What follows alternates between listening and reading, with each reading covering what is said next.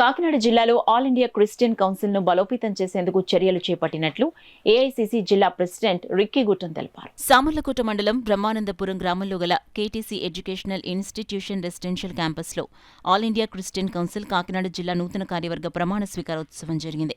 కార్యక్రమానికి AICC general secretary Stephen Anand స్వాగతం పలికారు. ఏఐసీసీ ప్రెసిడెంట్ రిక్కీ గుట్టం అధ్యక్షత వహించగా ఏఐసీసీ స్టేట్ ప్రెసిడెంట్ జుహానీ హెలోనెన్ ముఖ్య అతిథిగాను, వైస్ ప్రెసిడెంట్ జోసెఫ్ బెన్నీ విశిష్ట అతిథిగాను, సెక్రటరీ విక్టర్ శామ్యూల్ గౌరవ అతిథిగాను పాల్గొన్నారు. కార్యక్రమంలో భాగంగా కాకినాడ జిల్లాలో 7 మండలాలకు సంబంధించి 240 మంది సభ్యులతో ఏఐసీసీ కార్యవర్గం ఏర్పాటు చేశారు. సందర్భంగా ఏఐసీసీ ప్రెసిడెంట్ జోహానీ హెలోనెన్ మాట్లాడుతూ రాష్ట్రంలో ఏఐసీసీని బలోపేతం చేసేందుకు అన్ని జిల్లాల్లో కమిటీలను ఏర్పాటు చేసినట్లు చెప్పారు.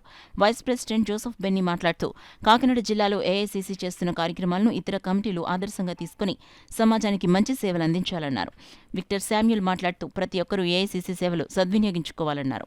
కేటీసీ విద్యాసంస్థల అధినేత ప్రవీణ్ చక్రవర్తి మాట్లాడుతూ ఏఐసీసీకి తన వంతు సహాయ సహకారాలు అందిస్తానన్నారు.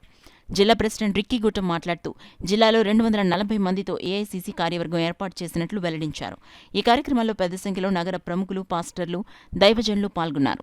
కాకినాడ నియోజకవర్గం కనుక ఈ నియోజకవర్గాలుగా పెడుతున్నప్పుడు ఆ ఏరియాలో ఉన్నటువంటి పాస్టర్స్ ఫెలోషిప్ యొక్క వింగ్స్ తప్పకుండా కోఆపరేట్ చేయాలని మేము కోరుతున్నాం.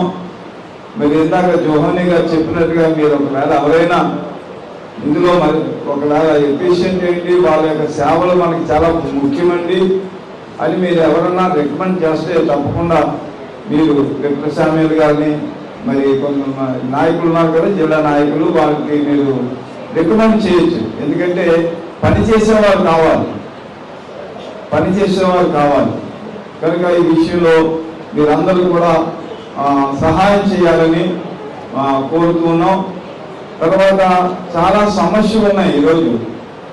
ఈ సమస్యలన్నీ కూడా మనం పరిష్కరించాలి అంటే దేవుడే చేయాలి సహాయం. మీరు లేక ఒక సింహంలాగా ఆలోచించాలి. ఎప్పుడు ఎలాగ ఆలోచించాలి అంటే నాకు ఒక బిజినెస్ కావాలని అడగలేదు. రాజుగారు ఒకటే గోడ కట్టుకుంటాను, పర్మిషన్ గోడ కట్టడానికి పనివాళ్ళు కావాలంటే స్కిల్ఫుల్ ఆపరే కావాలి. ఒక రాయి చెక్కాలంటే నువ్వు నేను చెక్కలేము. నేను ఎప్పుడు తెలిసిన పట్టణం వెళ్ళాలి, ఆ గోడ చక్కగా ఈరోజు కూడా చక్కగా చెక్కుంటే ఆ పట్టణం దానికి స్కిల్ కావాలంటే వాళ్ళకి డబ్బులు ఇవ్వాలి, వాళ్ళు ఇవ్వాలంటే బిజినెస్ రొటేట్ అవ్వాలి. ఇవన్నీ ఆలోచించాడు. ఇవన్నీ ఆలోచన ఒకే గోల్. ప్రైవేట్ ఎకనామిక్ చెప్తున్నాము. The leaders which have been trained by our police, and I'm so happy to meet all of you here. And I thank state presidents and team for working for all the gospel activities and also for the evangelism works and staying as leaders to fight against the people who are being persecuted in different places. I thank each and everyone, and also special thanks to Ricky Guttam who made me to cancel my flight in the morning and I to start again. So I little bit rushed. So I will meet again and catch you. Thank you so much.